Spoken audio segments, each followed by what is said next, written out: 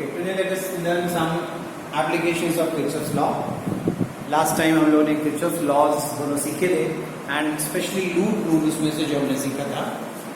If you have not understood how to use loop rules, तो last video जो हम लोगों ने बनाया था, लास्ट वीडियो देखा था आपने, उसको जरूर देखिए एक बार पहले कि कैसे हम लूप रूल्स को अप्लाई करें. तो आज हम उसका एप्लीकेशन सीख रहे हैं. तो एक सिंपल से सर्किट से शुरू करें. तो here this is one circuit I have shown. There are two sources, 6 volt source and a 2 volt source. This cell is having a resistance of 2 ohm along with it. 2 ohms, the 2 volt cell is having a resistance of 1. You can consider it is like internal resistance of these cells. और नहीं तो अभी आपको अलग दिख रहा है तो आप उसको एक अलग रेजिस्टेंस भी मान सकते हैं. हाँ, कि एक सर्किट में एक रेजिस्टेंस लगा हुआ है. इन दोनों सेल्स को देखिए एक साथ पैरेलल में लगाया हुआ है हम लोगों ने, और उसके साथ फिर हमने रेजिस्टेंस 4 ओम का लगा दिया. Your question is to find out the current through each branch. इसके हर ब्रांच में कितनी करंट फ्लो हो रही है अलग अलग, वो आपको निकालना है. ओके, तो देखिए यहाँ पर अलग अलग ब्रांचेस हैं, अलग अलग कुछ लूप्स नजर आ रहे हैं. तो इसका मतलब ये है कि इसमें हर ब्रांच में कोई अलग करंट होगी, है ना. तो सिंपली आप देखिए इसके अक्रॉस, अगर मैं इसमें से जानना चाहूंगी, आप सोचो कि इसका रेजिस्टेंस मालूम है, इसमें से करंट कितनी जा रही है, तो इसके अक्रॉस अगर मुझे पोटेंशियल डिफरेंस पता हो तो V = IR करके हम करंट निकाल सकते हैं. बट इसके अक्रॉस पोटेंशियल डिफरेंस है कितना, हमें दिख रहा है कि ये रेजिस्टेंस इस 2 वोल्ट के अक्रॉस भी लगा हुआ है, 6 वोल्ट के भी अक्रॉस लगा हुआ है. हम इसके अक्रॉस पोटेंशियल डिफरेंस बताएं तो कितना है वो पोटेंशियल डिफरेंस. तो ये देखिए डायरेक्टली आप जो सीरीज पैरेलल लॉस को यूज करके सर्किट सॉल्व कर लेते थे, ऐसे ये सॉल्व नहीं होगा. तो यहाँ हम कैसे करें इस सर्किट को सॉल्व कैसे करें. तो देखिए इसका सोल्यूशन कैसे है.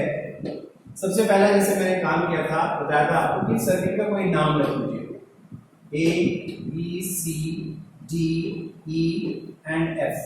जितने भी कॉर्नर्स हैं या फिर इस तरह के पॉइंट्स जिसको हम जंक्शंस कहते हैं, जितने भी ऐसे कॉर्नर्स एंड जंक्शंस हैं, सबका एक नाम रख लेते. ये पहला काम किया हमने. नेक्स्ट सेकंड काम ये था कि हम इस सर्किट के हर ब्रांच में, हर अलग अलग ब्रांच में कोई करंट चूज कर ले. करंट चूज करने के लिए मैंने आपसे कहा था कि दो बातों का जरूर ध्यान रखिएगा. करंट चूज करने के बाद आपकी मर्जी होती है वैसे करंट को आप उसमें किस डायरेक्शन में चूज करें. आपको सिर्फ दो बातों का ध्यान रखना है कि एक ही ब्रांच में दो अलग अलग करंट्स नहीं दिखानी है, और दूसरा कि एक जंक्शन पर जंक्शन रूल डिसओबे होता हुआ नहीं होना चाहिए. तो लेट मी चूज. देखिए एक जंक्शन मुझे B दिखाई पड़ रहा है, जंक्शन E दिखाई पड़ रहा है. तो B से E पहुंचने के लिए मेरे पास 3 रास्ते हैं. एक रास्ता ये है, तो ये एक ब्रांच है. एक रास्ता B से E पहुंचने का ये भी है, ये भी एक ब्रांच है. एक तीसरा रास्ता ये है, तो ये एक तीसरी ब्रांच है. तो इसमें 3 रास्ते हैं, तो 3 ब्रांचेस हैं. तो इन तीनों ब्रांचेस में हम कुछ करंट चूज कर लेते हैं. मैं सोचता हूँ शायद इस ब्रांच में करंट ऐसा चल रहा हो. मान लीजिए इस ब्रांच में ये करंट I1 है, तो वो E, F, A, B ऐसे करंट I1 इस पूरी ब्रांच में है. ये मैंने माना. आई डोंट नो कि डायरेक्शन करंट का जो मैंने चूज किया वो सही है कि नहीं है, मेरी मर्जी है, मैंने चूज कर लिया. Then next let us choose कि शायद इस ब्रांच में करंट शायद इस तरफ जा रही हो, पॉजिटिव से बाहर आ रही हो, ऐसा हो सकता है ना. I don't know. तो इस पूरी ब्रांच में करंट इस तरफ आ रही है. मान लेते हैं ये करंट I2 है, दूसरी ब्रांच की करंट चूज कर ली. अब बची तीसरी ब्रांच, ये वाली ब्रांच. अब इसमें मैं किधर चूज करूं. अब इसमें भी मैं ऐसा नहीं चूज कर सकता कि इधर से आ रहा है जंक्शन पर करंट, इधर से भी करंट आ रहा है और इधर से भी आ ही रहा है. ये जंक्शन रूल के अगेंस्ट हो जाएगा. तो हमें जंक्शन रूल को ओबे रखवाने के लिए क्या करना है, ये करंट अगर I1 आया, यहाँ से भी करंट I2 आया, तो इस जंक्शन से इस डायरेक्शन में करंट गया होगा. और करंट कितना गया होगा, जंक्शन रूल कहता है जितना आया होगा उतना ही गया होगा. तो ये करंट I1 प्लस I2 होना चाहिए. मैंने देखिए दूसरा वेरिएबल I3, तीसरा वेरिएबल I3 नहीं लगाया. हाँ, मैंने जंक्शन रूल को यूज कर लिया और ये कहा कि इस पॉइंट से करंट को बाहर जाना चाहिए और वो करंट इन दोनों का सम होना चाहिए, that is I1 plus I2. तो ये पहला स्टेप था आपका. सबसे पहला स्टेप था कि लूप का नाम लिख लेना. नाम नहीं दिया है तो नाम लिख लीजिए. और फिर दूसरा स्टेप है कि आप इसमें करंट चूज करेंगे. करंट चूज करने का तरीका ये था. ना थर्ड स्टेप है कि अब आपके पास इसमें दिखाई पड़ रहा है कि एक करंट I1 अननोन है, एक करंट I2 अननोन है. अगर ये दो अननोन की वैल्यूज मिल जाए तो ये तो हमें मिल ही जाएगा, है ना. इन दो अननोन्स को फाइंड आउट करने के लिए डेफिनेटली हमें दो लीनियर इक्वेशंस कम से कम चाहिए होंगी, है ना। तो दो इक्वेशंस बनाई जाए, दो इक्वेशंस कम से कम हमें बनानी पड़ेगी और उनको बनाने के लिए हम यूज करते हैं लूप रूल्स। तो let us select the loop. तो इन द लूप एक लूप मैं सेलेक्ट करता हूं, जैसे ए से शुरू करते हुए ए बी, यहां से इस तरफ आ जाता हूं E F and back to A, ये एक लूप है। अब इस लूप में लूप रूल अप्लाई करते हैं। कैसे बताया था, देखिए लूप रूल अप्लाई करने का तरीका। स्टार्टिंग फ्रॉम ए, अब देखिए ए से मैं बी की तरफ जा रहा हूं, तो ए से बी के बीच मेरे रास्ते में कुछ भी नहीं आया, रेजिस्टेंस या सेल कुछ भी नहीं आया, तो ए से बीच में कोई पोटेंशियल चेंज नहीं हुआ। अब आगे बढ़ते हैं, बी से जब मैं ई की तरफ जा रहा हूं तो सबसे पहले मेरे रास्ते में आया एक 2 वोल्ट का सेल, और 2 वोल्ट का सेल जो आया मेरे रास्ते में, उसका पहला टर्मिनल जो आया हुआ है पॉजिटिव टर्मिनल, है ना। तो ये प्लस 2 वोल्ट हो गया, उसका पोटेंशियल ड्रॉप 2 वोल्ट हो गया, हायर टू लोअर, है ना। अब नेक्स्ट आया रास्ते में एक रेजिस्टेंस जो कितने ओम्स का है, 1 ओम का रेजिस्टेंस, और इसमें से करंट फ्लो हो रही है इस डायरेक्शन में, और वो है करंट I2, जबकि मैं जा रहा हूं B से E की तरफ, मतलब मेरे जाने के डायरेक्शन के अगेंस्ट ये करंट I2 चला आ रहा है। तो इस रेजिस्टेंस के अक्रॉस पोटेंशियल डिफरेंस होगा IR, that means I2 into 1, 1 into I2 means I2 IR, ठीक है, I2 into 1। लेकिन करंट मेरे अगेंस्ट है इसलिए नेगेटिव, मेरे साथ होती तो पॉजिटिव। ये था आपने रूल पढ़ा था, पहुंच गए E तक। अब E से F तक पहुंचे, कुछ नहीं आया रास्ते में, तो नो चेंज ऑफ पोटेंशियल। अब आगे बढ़े, F से A तक जा रहे हैं, तो F से A जाने के समय फिर एक रेजिस्टेंस आया और वो इस बार 2 ओम का है, और इसके थ्रू जाने वाली करंट है इस बार I1, तो इसके अक्रॉस पोटेंशियल डिफरेंस हो गया IR means 2 times I1 into R। लेकिन पॉजिटिव है कि नेगेटिव, कि मैं जा रहा हूं F से A की तरफ, करंट भी मेरे साथ ही जा रहा है, that means positive. Sign convention समझ में आ रहा है, IR के साइन कन्वेंशन समझ में आ गए। EMF का देखिए कैसा था कि मैं इस तरफ जा रहा हूं, अब रास्ते में आया 6 वोल्ट सेल, लेकिन रास्ते में जो 6 वोल्ट सेल आया, पहले मेरे रास्ते में जो टर्मिनल आया उस सेल का नेगेटिव आया, तो -6, क्योंकि पॉइंट ए में मैं दोबारा पहुंच गया, इक्वल टू 0। तो इस तरह से हमने इसकी पहली इक्वेशन बनाई। ओके, इसको आप चाहो तो थोड़ा सा सिंप्लीफाइड फॉर्म में लिख लो, ऐसा भी लिख सकते हैं इसको, 2I1 minus I2 and plus 2 and minus 6 means -4 is equals to 4। तो इसको इस फॉर्म में इक्वेशन को, तो एक लूप हमने A B E F A जो चूज किया उसके लिए इक्वेशन ये बन गई, एक लीनियर इक्वेशन है, 2 वेरिएबल की लीनियर इक्वेशन। नेक्स्ट इक्वेशन बनाते हैं दूसरे लूप से, लूप का नाम लिखते हैं B C D E B, B से चले वापस B तक। बनाइए इक्वेशन, बनाइए, क्या होगी इक्वेशन, देखिए जरा। B से चलिए, B से C, C से D and see what is the equation now। As we can see, B से C ट्रैवल करने में कुछ नहीं आया, देन C से D ट्रैवल करने में एक रेजिस्टेंस आया, कितने ओम्स का, 4 ओम्स का। उसमें से करंट कितनी है, I1 प्लस I2, तो I1 प्लस I2। और करंट कैसे जा रही है, मेरे साथ जा रही है, मेरे अगेंस्ट जा रही है। मैं C से D की तरफ बढ़ रहा हूं, C से D की तरफ बढ़ रहा हूं, करंट भी मेरे साथ चल रहा है, इसलिए पॉजिटिव। अगला देखिए, D से E जाने पर कुछ नहीं आया रास्ते में, नो चेंज ऑफ पोटेंशियल। आगे बढ़ते हैं, E से D जाने के बाद दो चीजें आ रही है, एक रेजिस्टेंस आ रहा है 1 ओम का, और उसमें से करंट है I2, तो 1 into I2 मींस I2। मेरे साथ है कि अगेंस्ट है करंट, मेरे साथ है करंट, है ना, तो प्लस। ओके, नेक्स्ट आया सेल रास्ते में, सेल कितने वोल्ट का, 2 वोल्ट का। कौन सा टर्मिनल पहले आया, नेगेटिव पहले आया, तो नेगेटिव इज इक्वल टू 0। ऐसा कुछ सिंपल है साइन अप्लाई करना। Let me solve this equation in simple form, जैसे इक्वेशन 1 लिखा था, 4I1 4I2 and one more I2 means plus 5I2 is equals to 2। ये सेकेंड इक्वेशन। तो सॉल्व करिए दोनों इक्वेशंस को। अब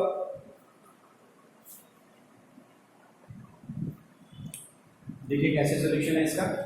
what I have done is equation number 1 को मैंने 2 से मल्टीप्लाई कर दिया, both sides multiplied by 2, so that becomes 4i1 minus 2i2 is equals to 8, and equation number 2 as it is 4i1 plus 5i2 is equals to 2, है ना। Subtract कर दिया, subtract किया तो ये कैंसिल आउट हो गए, माइनस एंड माइनस मिलकर ये 7i2 हो गया, एंड 8 minus 2 is 6। तो करंट i2 जो आपको मिला, i2 is minus 6/7, ठीक है। माइनस, ध्यान दीजिए माइनस आया, ओके ठीक है। अभी मैं बताता हूँ माइनस साइन का मतलब क्या है। इस i2 की वैल्यू को इक्वेशन 1 में सब्स्टिट्यूट कर लीजिए, so it is 2i1 is equals to 4, यहां पर रखा था आपने माइनस 6/7, जैसा था वैसे रख दिया आपने, माइनस माइनस मिलकर प्लस 6/7 हो गया होगा, तो 4 उधर गया तो 4 minus 6/7, एंड इट इज 22/7, तो i1 इज 11/7, और ये प्लस का आंसर आया। i1 आ गया, i2 भी आ गया, तो अब हम i1 plus i2 branch CD की करंट निकाल सकते हैं। तो करंट इन CD कितना हो गया, that was i1 plus i2, i1 is 11/7, whereas i2 था minus 6/7, तो उसको प्लस 6/7 करना है, प्लस i2 करना है, मतलब उसमें से हमने 6/7 को सब्ट्रैक्ट कर दिया क्योंकि उसकी वैल्यू नेगेटिव है, एंड योर आंसर इज 5/7, ये भी पॉजिटिव आया। अब इसमें से ये जो करंट्स की वैल्यूज कुछ पॉजिटिव आई कुछ नेगेटिव आई, इसका मतलब क्या है? सिर्फ इसका ये मतलब है कि जो करंट्स पॉजिटिव आई हैं जिस ब्रांच में, उस ब्रांच में जो आपने डायरेक्शन ऑफ करंट चूज किया था वो सेम वही डायरेक्शन ऑफ करंट है। मतलब i1 का डायरेक्शन अगर ये चूज किया था और वो आंसर पॉजिटिव आया, तो एक्चुअली इस ब्रांच में करंट इधर ही जा रहा है, जबकि इस ब्रांच में करंट i2 जो है वो 6/7 एम्पियर ही है, लेकिन वो minus 6/7 ये शो कर रहा है कि current is not in this direction, actually 6/7 7 ampere current is flowing from B to A, and then और इस ब्रांच में करंट आपका 5/7 एम्पियर मींस वो इसी डायरेक्शन में पॉजिटिव आया, तो इस डायरेक्शन में करंट है। So that is how currents को सॉल्व करके हम निकाल सकते हैं। हर ब्रांच के लिए करंट हमें मिल गई, और पॉजिटिव और नेगेटिव करंट्स आने का सेंस ये है। अब इसमें आपको कुछ करना नहीं है कि इसको नेगेटिव आ गया था उसको उल्टा करके फिर डायरेक्शन को चेंज करें, कुछ नहीं करना, वो अपने आप अंडरस्टूड है। minus 6/7 एम्पियर इस ब्रांच का करंट है, इसका मतलब आई अंडरस्टैंड इस ब्रांच का करंट 6/7 है, लेकिन उसका डायरेक्शन इधर ना होके एक्चुअली इस डायरेक्शन में। तो क्लियर है? आई थिंक ये क्वेश्चन समझ में आना चाहिए। सबसे सिंपलेस्ट क्वेश्चन था किरचॉफ लॉ का। Let us go for the next question. So this is the next question here. In this circuit you can see there are 4 cells, a 6 volt cell, 4 volt cell, here again a 2 volt cell and a 1 volt cell. Now you can see some resistances along with these cells. 3 ohm with a 6 volt cell, this is actually the internal resistance of this cell. मतलब cell is actually this complete, one is a cell, ये complete एक cell है, cell E, cell F, G, H, okay. Now this cell has one positive terminal here and this is the negative terminal. इस cell के अंदर का internal resistance है, आपको calculate करना है। पहला सवाल मैंने आपसे ये पूछा है, find the potential difference between A and C। A and C के बीच में एक 6 ओम का रेजिस्टेंस भी कनेक्टेड है। इस 6 ओम रेजिस्टेंस के अक्रॉस पोटेंशियल डिफरेंस कितना है? VA minus VC। आप सिर्फ पोटेंशियल डिफरेंस मैंने कहा होता है कि find the potential difference across, तो आप चाहे VA माइनस VC निकालो या VC माइनस VA। अब स्पेसिफिक कर दिया मैंने कि VA माइनस VC मतलब A का पोटेंशियल माइनस C का पोटेंशियल, ये निकालना है आपको। तो कैसे निकालना है? अगर मुझे ये पोटेंशियल डिफरेंस निकालना है, रेजिस्टेंस मालूम है, इसका मतलब इसके थ्रू जाने वाली करंट का पता होना चाहिए, और वो भी पता होना चाहिए कि इधर से इधर जा रही है करंट या C से A की तरफ जा रही है करंट, किस तरफ जा रही है ये भी पता होना चाहिए। दूसरा सवाल देखिए इसमें ये भी है कि find the terminal potential difference across each cell. अब आप देख रहे हो इसमें ये 2 सेल्स की पॉजिटिव यहाँ है, जबकि इन दोनों सेल के पॉजिटिव टर्मिनल्स यहाँ है। मतलब इसकी कोशिश होती हो कि ये सेल करंट को ऐसा भेजकर इधर भेजना चाहता हो, जबकि ये दोनों सेल्स को करंट, इन दोनों सेल्स की टेंडेंसी होगी करंट को इधर से भेजकर इधर वापस जाना। तो इस ब्रांच में करंट जाएगी किधर? अभी आप थोड़ा सा अंदाजा लगा सकते हो कि ये दोनों हायर वोल्टेजेस के हैं, तो करंट यहाँ से ऐसा आता है। ये लोअर वोल्टेजेस के हैं, तो इनका जो पोटेंशियल है उस तरफ करंट भेजने का वो कम है, तो शायद करंट इधर आ रही होगी, ठीक है ना। ये वैल्यूज अगर कुछ और दे दी जाए तो फिर आप अभी कंक्लूजन में आ सकते हैं। तो बट एनी हाउ हमें दो सवाल इसमें दिए गए हैं कि ए और बी के बीच का पोटेंशियल डिफरेंस, ए और सी का पोटेंशियल डिफरेंस निकालिए, और कि हर एक सेल का टर्मिनल पोटेंशियल डिफरेंस कितना है। हाँ, टर्मिनल पोटेंशियल डिफरेंस का मतलब हमने पढ़ा था कि जब सोर्स से करंट का फ्लो शुरू हो जाए, मतलब वो जब क्लोज सर्किट में है, तो उसके पॉजिटिव और नेगेटिव टर्मिनल्स के बीच का potential difference terminal potential difference होता है। अभी मैं एग्रेशन करके जब दिखाऊंगा तो भी आपको और बातें क्लियर हो जाएगी कि क्या करना है हमें। तो जैसे मैंने कहा था, सबसे पहला काम होता है लूप का नाम लिखिए, तो लूप का नाम ऑलरेडी लिखा हुआ है, हम इसमें करंट चूज कर लें। सबसे पहले करंट चूज कर लें। देखिए मुझे दिखाई पड़ रहा है सर्किट में कि एक जंक्शन ए है, एक जंक्शन सी है, और ए से सी तक पहुंचने के मेरे पास तीन रास्ते नजर आ रहे हैं, है ना, तीन रास्ते हैं यहाँ। तो उसका मतलब तीन ब्रांचेस हैं, और तीन ब्रांचेस हैं तो इसमें तीन अलग अलग करंट्स फ्लो कर रही होंगी। तो late us choose the currents. तो सबसे पहले मैं सपोज एक ब्रांच लेता हूं ए बी सी। इस ब्रांच में मेरे हिसाब से शायद करंट ऐसा जा रहा हो, इस तरफ जा रहा हो, मतलब सी से डी होता हुआ ए तक। मान लीजिए ये करंट है I1, ये I1 करंट इस पूरे ब्रांच का है। अब ऐसा नहीं कि इस हिस्से में करंट अलग दिखा दिया, इस हिस्से का करंट अलग दिखा दिया, ऐसा नहीं कर रहा है। यही वाली बात मैंने कहा था सबसे पहले बात थी, in one single branch one current.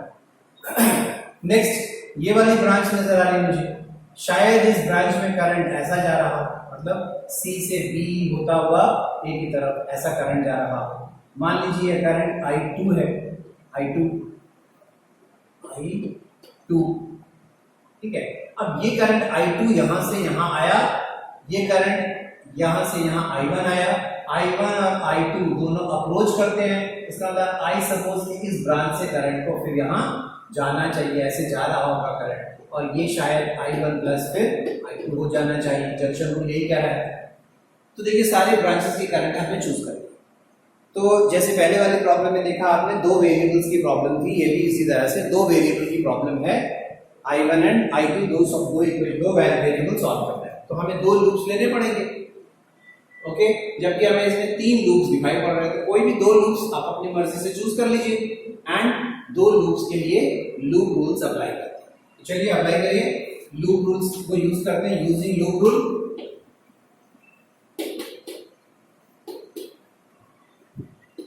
चलिए मैं फर्स्ट लूप बोलता हूं, सपोज फॉर लूप नाम लिख देता हूं A B C back to ए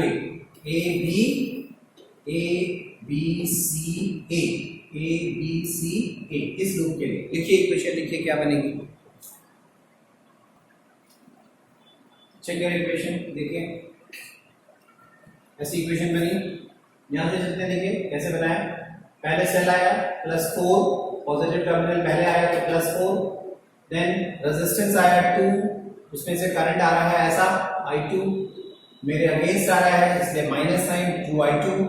फिर एक और रेजिस्टेंस आया, वो भी 2 ओम्स का, उसमें से भी वही करंट I2 है, मेरे अगेंस्ट है इसलिए -2I2। देन फिर एक सेल आया, उसका पहला टर्मिनल आया नेगेटिव टर्मिनल, इसलिए -2 वोल्ट, 2 वोल्ट का सेल था।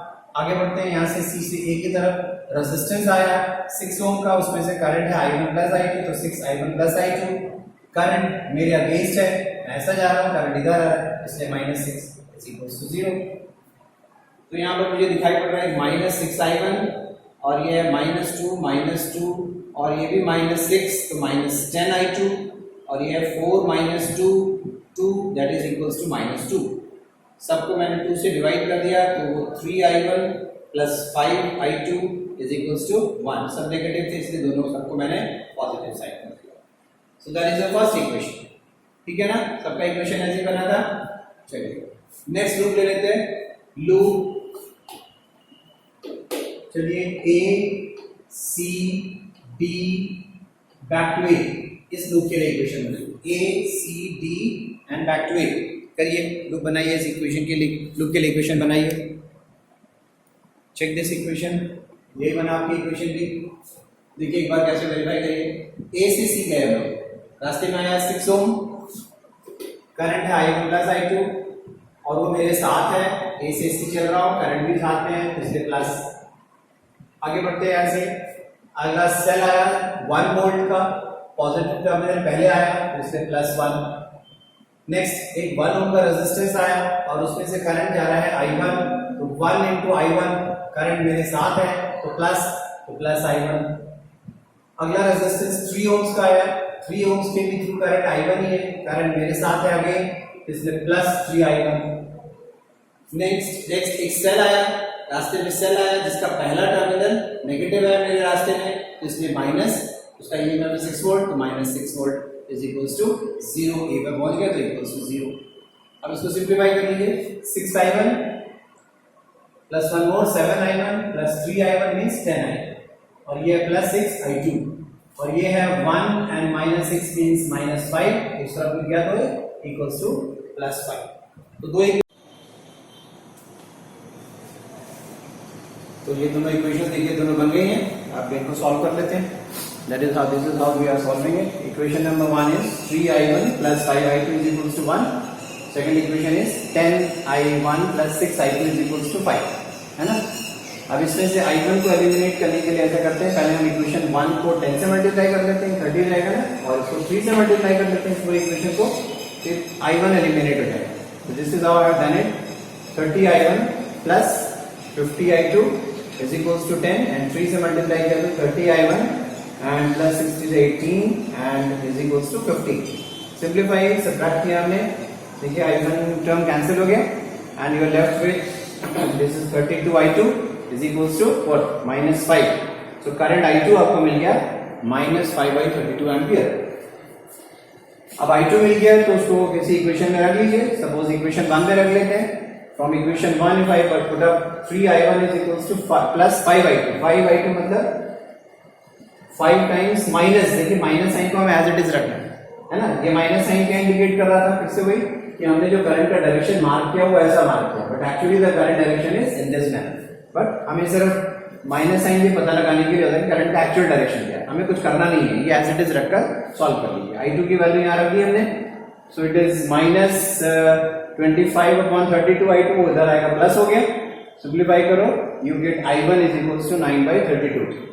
देखिए आपका भी इतना ही आ रहा है, और अब I1 एंड I2 आ गया, तो इसको हम सब सिंप्लीफाई कर लेते हैं। यहाँ पर I1 प्लस I2 को सब्स्टिट्यूट करते हैं, I1 प्लस I2, यहाँ पर भी देखिए मैंने I2 की वैल्यू फिर माइनस साइन रख दिया है ना, है वो प्लस, लेकिन हमने यहाँ पर क्योंकि उसका नेगेटिव वैल्यू आया था तो नेगेटिव सब्स्टिट्यूट किया। The current is 14/32 means 7/16 ampere. ये तीनों ब्रांचेस की करंट्स हमें देखने मिल गई।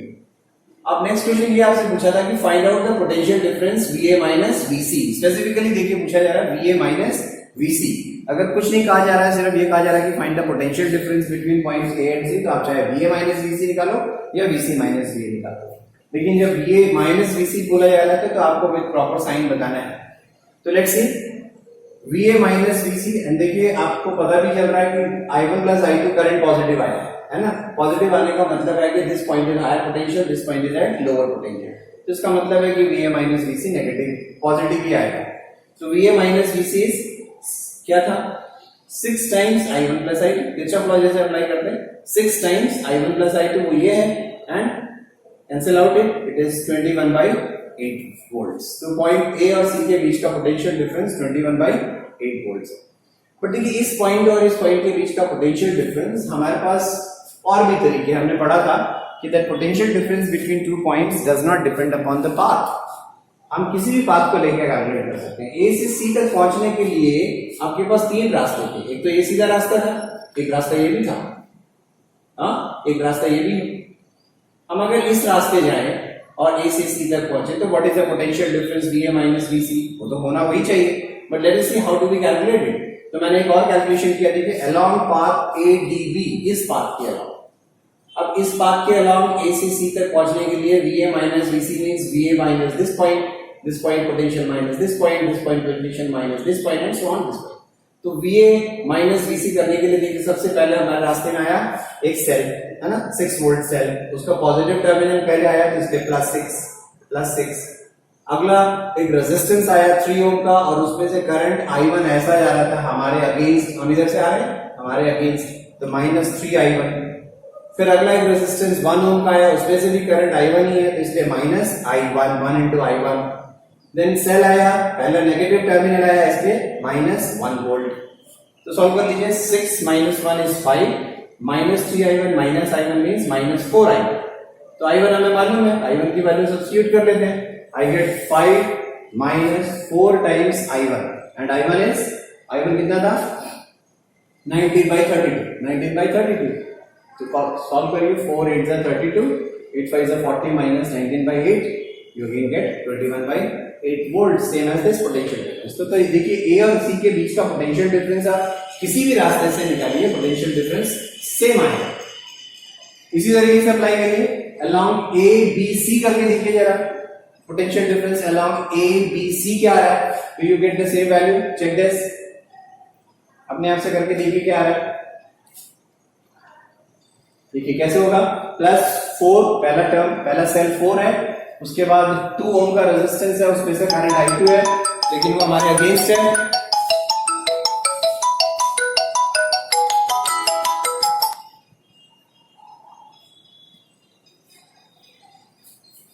कितना आएगा 4 माइनस 2i2, फिर अगला है again 2 minus 2i2 again and minus 2 volt। That means it becomes 4 minus 2 is 2 और ये हो गया minus 4i2। ठीक है, so it is 2 minus 4i2। i2 कितना था, i2 was minus 5/32, ये प्लस हो जाएगा 5/32। तो 4 8 times, 8 2 is 16 plus 5 divided by 8, which is again 21/8। So that is how we can find out the potential difference across each term। देखिए इसमें एक और एक्सप्रेशन में एक और चीज समझते हैं। What is the terminal potential difference across each cell? Now what is the meaning of terminal potential difference? इसको समझते हैं।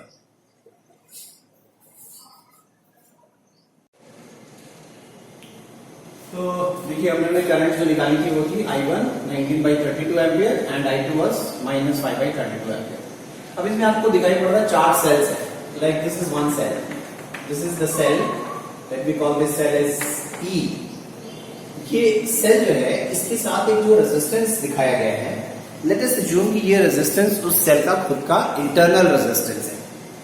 तो ये सेल एक E सेल, मान लीजिए ये एक और सेल E, ये F, another cell G, and this is yet another cell H। इसमें 4 सेल्स आपको दिखाई पड़ रहे हैं। अब इन चारों सेल का अपना एक EMF है और इन चारों सेल का एक इंटरनल रेजिस्टेंस है।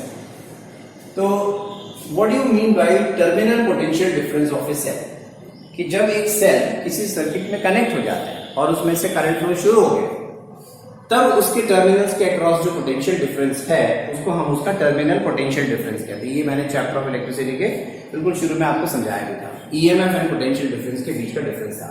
EMF was that terminal potential difference, उसके एंड्स के अक्रॉस उस पोटेंशियल डिफरेंस को ईएमएफ कहते थे जब सेल सर्किट में कनेक्टेड ना हो या सेल में से कोई करंट ड्रॉ ना हो रहा हो। लेकिन जब एक सेल में से करंट फ्लो हो रहा है, मतलब सर्किट में ऑन है वो सेल, तब उसके अक्रॉस कितना पोटेंशियल डिफरेंस है उसको हम उसका टर्मिनल पोटेंशियल डिफरेंस कहेंगे। तो हाउ डू वी कैलकुलेट, देखिए सेल्स जब सर्किट्स में लगे होंगे, there are 2 possibilities. First case, the cell is discharging, किसी सर्किट में सेल डिस्चार्ज हो रहा है, या दूसरा केस हो सकता है cell is charging, cell charge हो रहा है। आप अपने मोबाइल्स को यूज करते हैं, उसमें जब मोबाइल आप अपने चार्जर से डिस्कनेक्ट करके यूज कर रहे होते हैं मोबाइल को, तो आप कहते हैं आपका मोबाइल डिस्चार्ज हो रहा है। मोबाइल मतलब बैटरी डिस्चार्ज हो रही है ना। और एक वक्त आता है कि जब आप कहते हैं कि आपकी बैटरी बहुत डिस्चार्ज हो गई है, तो आप उसको एक चार्जर के साथ कनेक्ट कर देते हैं, तब भी उसमें से आप करंट पास कर रहे होते हैं, है ना। सेल जब सर्किट में मोबाइल में यूज हो रहा है तब भी सेल में से करंट फ्लो हो रहा है, और जब आप सेल को चार्ज कर रहे हैं तब भी सेल में से करंट फ्लो हो रहा है। कैसे फ्लो कर रहा है? इन दोनों केसेस में आपके मोबाइल के बैटरी के थ्रू करंट का फ्लो है कैसे? तो देखिए ये दोनों केसेस मैंने दिखाए हैं। ये वो केस है जब आप मोबाइल बैटरी को आप चार्ज कर चुके हैं और आप उस मोबाइल की बैटरी को यूज कर रहे हैं। तो यूज करते वक्त हम कहते हैं सेल इज डिस्चार्जिंग, है ना। तो कैसे हो रहा है? ये रहा सेल का अपना एक इंटरनल रेजिस्टेंस है। यू मस्ट हैव ऑब्जर्व कि जब आप अपने बैटरीज को या मोबाइल्स को चार्ज कर रहे होते हैं तो वो हीटअप होते हैं। वो हीटअप होने का रीजन यही है कि उस सेल के पास अपना इंटरनल रेजिस्टेंस होता है। तो देखिए ये सर्किट, इस सेल की सिचुएशन क्या है कि जिस सर्किट में ये सेल लगा हुआ है, ये इस सर्किट का पार्ट मैं आपको दिखा रहा हूँ, पूरा सर्किट नहीं दिख रहा है। जैसे इस सर्किट में अलग अलग सेल दिखाई पड़ रहे हैं, तो ये एक सेल का हिस्सा मैंने यहाँ पर अलग से दिखाया है।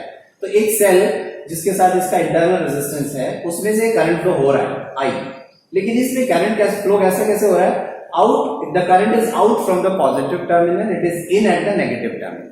ये कन्वेंशनल डायरेक्शन होता है। करंट का फ्लो किसी सेल से इस डायरेक्शन में तब होता है जब सेल अपना करंट, अपना चार्ज किसी सर्किट में पास ऑन कर रहा है, तो इसको हम कहते हैं सेल इज डिस्चार्ज। जबकि इस सिचुएशन में देखिए क्या हो रहा है, ये सेल, इसका पॉजिटिव टर्मिनल, ये इंटरनल रेजिस्टेंस, इसमें से करंट कैसे फ्लो कर रहा है? As if cell is going into the positive terminal. Positive charge positive terminal में ही जा रहा है। फ्लो ऑफ करंट होता है फ्लो ऑफ पॉजिटिव चार्ज, और वो पॉजिटिव चार्ज में ही जा रहा है ना। तो इस समय सेल डिस्चार्ज हो रहा है, लेकिन इस समय सेल चार्ज हो रहा है ना। जब सेल डिस्चार्ज हो रहा है, वो एनर्जी दे रहा है, एनर्जी दे रहा है, तो एनर्जी सर्किट को दे रहा है, लेकिन सर्किट को देने के साथ साथ यही करंट इसके इंटरनल रेजिस्टेंस से भी जा रहा है, तो ये अपने इंटरनल रेजिस्टेंस को भी एनर्जी खर्च करने के लिए दे रहा है। तो इसका मतलब जो हमें एक्सटर्नल सर्किट में जो उसके अक्रॉस टर्मिनल पोटेंशियल डिफरेंस मिलने वाला है, वो इसके ईएमएफ से कम होगा। देखिए वो कैसे होगा? अगर मैं VA माइनस VB यहां से कैलकुलेट करूं, किरचॉफ लॉ फिर से वही, VA माइनस VB, यहां से यहां तक चलिए। सबसे पहले टर्मिनल सेल का positive terminal plus E, this is plus E, फिर करंट I इंटू IR, इसके अक्रॉस पोटेंशियल डिफरेंस, लेकिन करंट मेरे अगेंस्ट है इसलिए माइनस IR, तो it will be E minus IR। तो सेल जब डिस्चार्ज हो रहा होगा, रियली डिस्चार्ज हो रहा है, तो उसका टर्मिनल पोटेंशियल डिफरेंस उसके ईएमएफ से कुछ कम हो जाता है, E माइनस IR हो जाता है। वेयर जब सेल चार्ज हो रहा है, तो जितना उसका ईएमएफ है उतनी तो एनर्जी उसको चार्ज करने के लिए हमें देनी ही पड़ेगी पर कूलम, लेकिन उसके इंटरनल रेजिस्टेंस से भी ये करंट जाएगा। मतलब सेल अपने आप को अपने ईएमएफ के बराबर चार्ज करने के लिए एनर्जी पर कूलम तो उतनी लेगा ही, उसके इंटरनल रेजिस्टेंस के लिए भी एनर्जी खर्च करनी पड़ती है हमें। तो उस समय जो टर्मिनल पोटेंशियल डिफरेंस जो हमें इसके अक्रॉस पोटेंशियल डिफरेंस लगाना पड़ता है चार्ज करने के लिए, वो उसके ईएमएफ से ज्यादा हो जाता है। कितना हो जाता है वो? E प्लस IR, वही किरचॉफ लॉ। यहां से यहां तक जाइए, VA plus VA minus VB करेंगे तो पहले टर्मिनल प्लस आया तो प्लस E, करंट हमारे साथ चल रही है तो प्लस IR। तो उसमें देखिए डिफरेंट सेल्स हैं, तो मैं for example for sale E calculate करता हूं। सेल E को जरा देखिए, सेल E चार्ज हो रहा है कि डिस्चार्ज हो रहा है? सेल E को अगर आप देखें तो इसमें से करंट नेगेटिव पर इन हो रहा है, पॉजिटिव पर आउट हो रहा है। दैट मींस वो ये वाली सिचुएशन है। That means E cell is discharging. तो सेल E का टर्मिनल पोटेंशियल डिफरेंस B कैसे निकालेंगे? It will be E minus IR, discharging, है ना। तो E उस सेल का ईएमएफ कितना है? 4 वोल्ट, माइनस I उसमें से करंट कितना जा रहा है? I2 माइनस I2, और उसका इंटरनल रेजिस्टेंस वो है 2। अब देखिए I2 की वही वैल्यू पुट करनी जो आपने निकाली है, नेगेटिव आई है, तो इसका मतलब एक्चुअली वो सर्किट में जो करंट का डायरेक्शन हमने चूज किया उसके अकॉर्डिंग वो डिस्चार्ज हो रहा है, बट एक्चुअली वो चार्ज हो रहा है। तो इट इज 4 प्लस I2 कितना है? 5/32 इंटू 2, तो 2 16 कितना है? 64 plus 5 divided by 16, I think 69/16 volt. तो इस सेल का टर्मिनल पोटेंशियल डिफरेंस है 69/16 वोल्ट। F सेल को देखिए जरा, मैं एक बार एग्जांपल ले लेता हूं, सेल F का भी एग्जांपल ले लेता हूं। सेल F में क्या हो रहा है? सेल F में करंट ऐसा जा रहा है, in at positive terminal, out at negative terminal. That means cell F this was discharging, whereas this cell is charging. तो इसके लिए टर्मिनल पोटेंशियल डिफरेंस क्या लिखेंगे? E plus IR। E कितना है उसका? E 2 वोल्ट, प्लस उसमें से भी करंट कितना जा रहा है? I2, that means माइनस 5/32, और उसका इंटरनल रेजिस्टेंस कितना लिखा था? 2 ओम, ठीक है। तो 2 इंटू 16 कैंसिल कर लेते हैं, 32 minus 5 divided by 16, it means कितना? 27/16 वोल्ट। ये उसका टर्मिनल पोटेंशियल डिफरेंस आ गया। तो ये दो मैंने निकाले, आप बाकी के दो का आप कैलकुलेट करिए। जैसे देखिए ये सेल क्या हो रहा है, ये सेल क्या हो रहा है, चार्ज हो रहा है कि डिस्चार्ज हो रहा है। देखिए पॉजिटिव से करंट आउट है, that means this cell is discharging. इसका टर्मिनल पोटेंशियल डिफरेंस निकालेंगे E माइनस IR। वेयर ये सेल देखिए करंट ऐसा जा रहा है, पॉजिटिव पे करंट इन है, that means this cell is charging. इसका टर्मिनल पोटेंशियल डिफरेंस निकालेंगे आप E प्लस IR। ऐसे सॉल्व कर लीजिए, इट इज ऑल।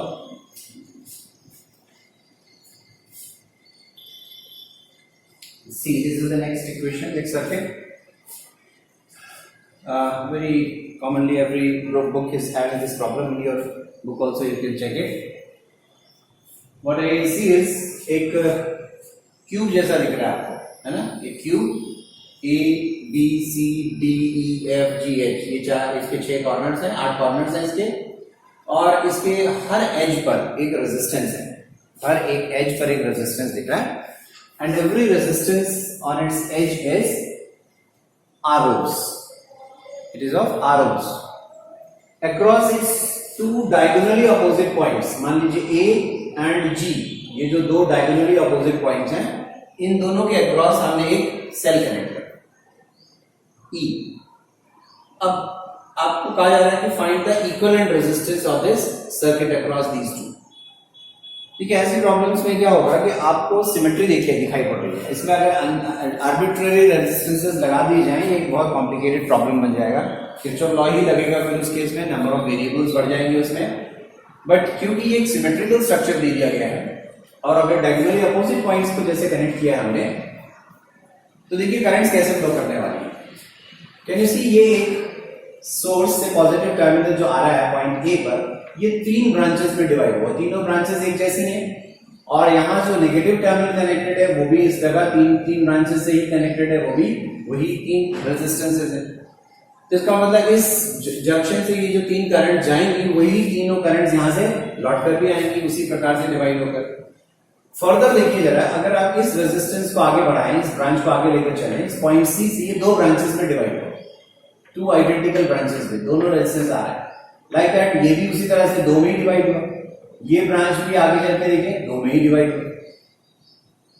उसी तरह से आप इस तरफ से आएंगे, अगर आप इसको देखें तो ये इस 2 ब्रांचेस का कनेक्शन के साथ चला हुआ है, ये वाला भी अगेन उसी 2 ब्रांचेस को जोड़ के बना हुआ है, दिस ब्रांच अगेन ये 2 रेजिस्टर्स को एक साथ जोड़कर बना हुआ है। मतलब आप इस एंड से आए या उस एंड से आए, सर्किट में एक सिमेट्री दिखाई पड़ रही है। सिमेट्री का एडवांटेज ये होता है कि जो करंट का डिस्ट्रीब्यूशन है आपको पता चल जाता है कि करंट सिमेट्रिकली डिस्ट्रीब्यूट होगा। अगर यहां से ये करंट 3 ब्रांचेस में डिवाइड हुआ और हर ब्रांच फर्दर 2 ब्रांच में डिवाइड हुआ, तो मान लीजिए मैं ये जो 2 ब्रांचेस में डिवाइड हुआ, इसको कहता हूं ये करंट I है, यहां से ये करंट I और I 2 ब्रांचेस में डिवाइड हुआ, दैट मींस यहां से जो करंट इस ब्रांच से I होगी वो 2 टाइम्स I होनी चाहिए।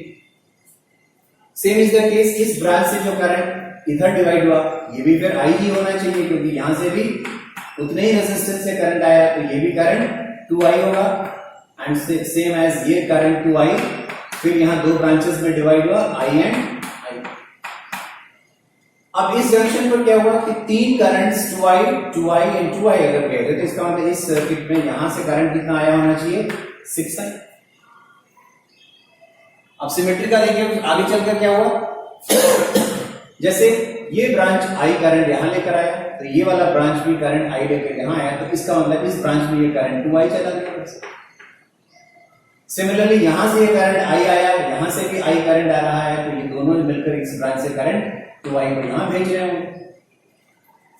लाइक दैट ये करंट I यहां से आ रहा है, ये करंट I यहां से आ रहा है, ये दोनों करंट्स मिलकर इस ब्रांच में करंट यहां पर 2I चला गया। तो यहां से जैसे 3 ब्रांचेस में 2I ईच गया, यहां पर तीनों ब्रांचेस में 2I करंट वापस आया, और मिलकर के करंट फिर से 6I वापस चला आया। तो आइए रिड्यूस दिस सर्किट नाउ। इस सर्किट को देखिए ऐसा रिड्यूस कर दे कि आपके पास एक सेल था E वोल्ट का,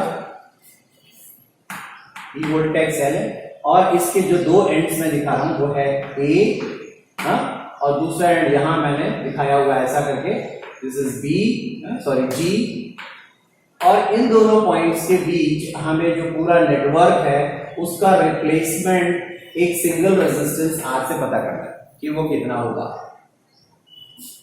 कि जबकि उस रेजिस्टेंस R से इस सेल से कितनी करंट जानी चाहिए, सेम एज जो उस ब्रांच उस नेटवर्क में इस सेल ने भेजी है। कितनी भेजी है सेल ने, 6i। तो यहां से भी अगर 6i करंट उस एक अकेले रेजिस्टेंस से भेजा जा सके जो मैंने वहां कनेक्ट किया हुआ सेल, वही सेल यहां पर भी है, सेम करंट है, तो this resistance will be called as an equivalent resistance. उस सर्किट का इक्विवेलेंट रेजिस्टेंस हो जाएगा। तो देखिए अगर ये इक्विवेलेंट रेजिस्टेंस है तो इसके अक्रॉस पोटेंशियल डिफरेंस कितना होगा, 6i मल्टीप्लाइड बाई R, बस एक ही है, must be equal to E। ये E होना चाहिए। Let us call it as equation. अब इस ब्रांच में आइए, इस नेटवर्क में आइए। Now there are number of loops available. मैं एक ऐसा लूप लूं जिसमें मुझे E, सेल E भी मिले, अथवा ऐसे बहुत सारे लूप्स मिलेंगे जिसमें सेल है ही। I must choose a loop जिसमें कि एक सेल भी हो, क्योंकि मुझे E एलिमिनेट करना है। तो let me choose a loop like this. मान लीजिए मैं यहां से शुरू होते हुए ऐसा ऐसा, ये वाला ब्रांच, ये वाला, ये ऐसा ऐसा ही करें, ठीक है, ऐसा ही करें। कोई और भी दे सकते हैं, मैंने ऐसा लूप दे दिया मान, हाँ, उसका और एक कुछ आगे नाम भी बढ़ा दूं, GHI करके, हाँ। तो I take up a loop ACHGHI and that loop ACHGHI and that loop। इस लूप से चलते, यहां से चलते हैं, ए से चलते हैं। पहला resistance R, 2 times I into R, Kirchhoff law, positive. आगे बढ़ते हैं इधर, एक और resistance R plus I into small r। Further एक और रेजिस्टेंस प्लस, इसमें से करंट 2i है, 2i इंटू R, नथिंग, एक सेल आया, minus E, back to A equals to 0, ठीक है। किरचॉफ लॉ की इक्वेशन जो हमने अप्लाई की, so it is 2i plus 2i plus 1 more i, 4 plus 1 5i is equals to E। तो E हमें एलिमिनेट करना है, तो इक्वेशन 1 और 2 को इक्वेट कर लीजिए। That means 5IR is equals to 6i into capital. तो I and I also cancel out, आपको R फाइंड आउट करना था, so it is 5 by 6 times R,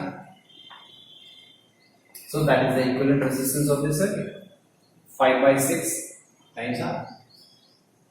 देखिए कहाँ डाउट अगर हो तो बताइए।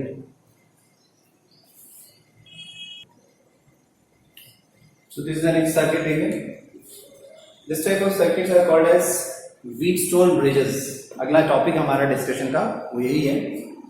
बट इस सर्किट को जो हमने कहा है इट्स अ व्हीटस्टोन ब्रिज, आपको ऑफ कोर्स ये है तो व्हीटस्टोन ब्रिज, बट हम जिस व्हीटस्टोन ब्रिज का प्रिंसिपल पढ़ना चाहेंगे वो ये है कि व्हीटस्टोन ब्रिजेस बैलेंस्ड कब होते हैं। ये एक अनबैलेंस्ड व्हीटस्टोन ब्रिज का एग्जांपल है। मैं इस सर्किट को अभी सिंपली सर्किट जैसा सॉल्व करें, किरचॉफ लॉ की एप्लीकेशन जैसा आप इसको समझें। लेट अस फॉरगेट अबाउट कि ये कोई व्हीटस्टोन ब्रिज वगैरह है। व्हीटस्टोन ब्रिज क्या है वो अगला टॉपिक है हमारा, आगे डिस्कस करेंगे। अभी इसको एक सिंपली किरचॉफ लॉ का एक प्रॉब्लम समझिए सॉल्व करें। क्यों किरचॉफ लॉ का प्रॉब्लम क्यों है? देखिए इस क्वेश्चन में पूछा जा रहा है कि find the current through BD। इस ब्रांच के थ्रू करंट आपको बताना है। ये एक सेल लगा हुआ है, मैं इस सेल की वैल्यू भी बता दूं। Suppose it is a 10 volt cell. इस 10 वोल्ट के सेल से इस सर्किट में करंट फ्लो कर रहा है, तो आपको इस BD ब्रांच में से करंट कितनी जा रही होगी ये बताना है। Now what is the problem in this circuit is कि यू कैन सी कि no two resistors are in series और no two resistors are in parallel. कोई भी दो रेजिस्टर्स ढूंढिए, जैसे ये दोनों सीरीज नहीं है, ये दोनों सीरीज नहीं है, आप इसको डिसजॉइंट में दिखा भी नहीं सकते, है ना, सिमेट्री नहीं है। देखिए यहाँ पर, यहां से ये ऐसा लग रहा है कि हाँ सिमेट्री है, 5 और 10 यहाँ पर भी है, 5 और 10 यहाँ पर भी है, लेकिन ये 5 यहाँ 10 है, जबकि ये 10 यहाँ पर ये 5 है। हाँ सिमेट्री थोड़ी सी है, थोड़ी सी सिमेट्री को हम इसमें इस्तेमाल ऐसा करेंगे कि यहां से जो करंट जाएगी और यहां से जो करंट जाएगी, यही दोनों करंट यहां से लौटेंगी, लेकिन ये करंट जो यहां से लौट रही है वो यहां से लौटेगी, जो करंट यहां से जा रही है वो लौटेगी यहां से। इतनी थोड़ी सी सिमेट्री है। अगर ये रेजिस्टर्स और बदल दें तो फिर ये सिमेट्री और भी खत्म हो सकती थी। सो लाइक दैट हम इसमें करंट्स कैसे निकालें B और D के बीच, B और D के ब्रांच में से इसके लिए हमें किरचॉफ लॉ को यूज करना पड़ेगा, क्योंकि इसमें सीरीज पैरेलल लॉज हम अप्लाई नहीं कर पा रहे। तो कैसे करंट का डिस्ट्रीब्यूशन करें? मान लीजिए यहां से कोई करंट मैं दिखा देता हूं कि करंट इज कुछ लेने हम यहां से, सपोज यहां से शुरू करते हैं, ये करंट आई है, यहां से लौट कर भी करंट आई आना है। अब ये करंट यहां से दो ब्रांचेस में डिवाइड हुआ, एक इधर गया तो एक ब्रांच में से करंट इधर आया। अगर यहां से करंट I1 गया है तो नेचुरली ये वाला करंट I माइनस I1 होना चाहिए, करेक्ट? तो इसका मतलब यहां से करंट फिर I1 लौट कर आना चाहिए और यहां से करंट I माइनस I1 लौट कर यहां आना चाहिए। जैसे 10 ओम में I माइनस I1 गया था तो 10 से I माइनस I1 लौट कर आ रहा है। I1 यहां से गया था तो 5 ओम में से I1 लौट कर आ रहा है। What about this branch?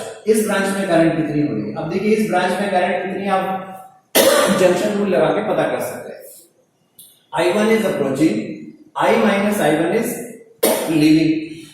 तो इस ब्रांच में करंट कितना है?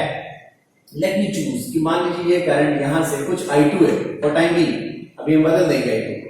तो जंक्शन रूल अप्लाई करिए। I1 is approaching, I1 is approaching, junction B पर मैं अप्लाई कर रहा हूं। I1 at B, I1 is approaching means plus I1, हाँ, I2 is leaving means minus I2 जो मुझे निकालना है। I minus I1 is also leaving minus I minus I1, minus क्यों किया? क्योंकि वो भी leaving, it should be equal to 0, है ना? So it is I1 minus I2 minus I plus I1 is equals to 0. So what is I2? I2 means it is 2I1 minus I. Check this. तो I2 को मैं ये change कर देता हूं. Now this is 2I1 minus I. Okay. तो the current जो मिल गया I2 की वैल्यू मिल गई 2I1 plus 2I1 minus I, है ना? अब करंट्स मिल गई तो अब लूप्स पे हम लोग लूप रूल्स अप्लाई कर लेते हैं. तो देखिए मैंने एक लूप जो यूज किया वो है ABDA, इस लूप पर लूप रूल अप्लाई करते हैं. स्टार्टिंग फ्रॉम हियर 5I1, है ना, in the direction of current again 10 2I1 minus I, ये करंट थी. अपोजिट डायरेक्शन ऑफ करंट आगे बढ़ रहे हैं तो इसलिए minus 10 I minus I1 is equals to 0.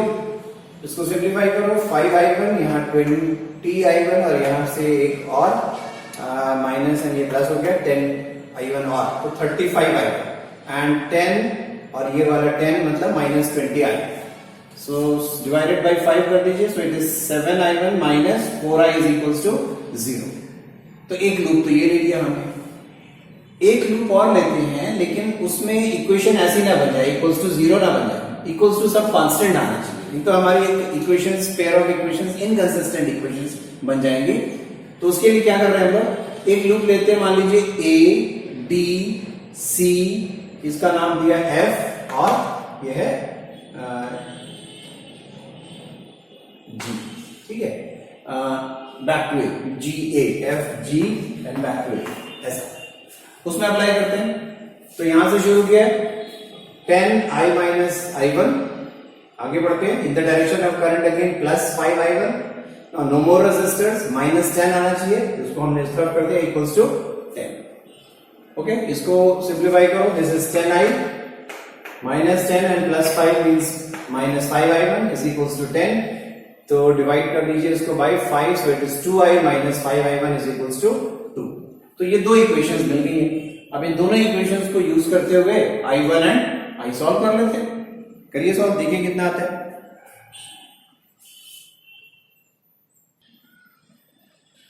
तो देखिए सॉल्व करने पर ये आ रहा है.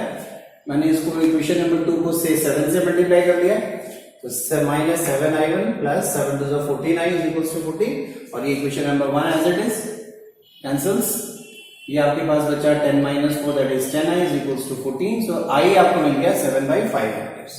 अब इस करंट को मान लीजिए इक्वेशन 2 में सब्स्टिट्यूट कर देते हैं. हाँ, तो 14/5 minus I1 is equals to 2. तो I1 आपको मिल जा रहा है 4/5 एम्पियर. अब ये दोनों मिल गई तो अब आपको ये वाली ब्रांच की करंट मिल जाएंगे। ब्रांच करंट वाज कितना था 2i1 माइनस आई, 2i1 माइनस आई, उस ब्रांच की करंट, ब्रांच बीडी की करंट निकाल लेते हैं। तो 2i1, i1 मींस i1 कितना था 4/5, तो 8/5 हो गया 2i1 minus 7/5, that means 1/5 ampere. तो इस ब्रांच में एक 1/5 एम्पियर की करंट फ्लो हो रही है। ठीक है, इस ब्रांच में करंट फ्लो हो रही है, इसीलिए ये पता चल रहा है कि ये ब्रिज अनबैलेंस्ड है। हम देखेंगे आगे बैलेंस ब्रिजेस में उस ब्रांच में से करंट नहीं फ्लो करता है। मतलब ये हुआ कि पॉइंट बी और डी के बीच एक पोटेंशियल डिफरेंस है। अगर हम निकालना चाहें what is VB minus VD, तो आप निकाल सकते हो आई आर, है ना। तो ये आई मींस 1/5 और उसका रेजिस्टेंस था 10, that means it is 2 volt. तो इसका मतलब पॉइंट बी और डी के बीच में एक पोटेंशियल डिफरेंस है 2 volt. So this was one part, है ना। सेकंड पार्ट हम इसका इस सर्किट का एक इक्विवेलेंट रेजिस्टेंस निकालना चाहते थे। तो अब देखिए सिंपल हो गया। अब सर्किट जो आपका है वो सिर्फ इतना सा बचा कि एज इफ ये एक सेल है जो कि 10 वोल्ट का है और इसके ये दो टर्मिनल्स हैं ए एंड सी, इसके बीच हम एक इक्विवेलेंट रेजिस्टेंस R ऐसा फाइंड आउट करना चाहते हैं कि जब उस रेजिस्टेंस R को हमने 10 वोल्ट सेल से कनेक्ट किया, उसी 10 वोल्ट सेल से, तो उसमें से करंट कितनी जाने लगी, सेम एज जो ये सर्किट में जा रही थी, दैट इज I। तो अगर I करंट इस रेजिस्टेंस से जा रहा है, that means I times R must be equal to what 10।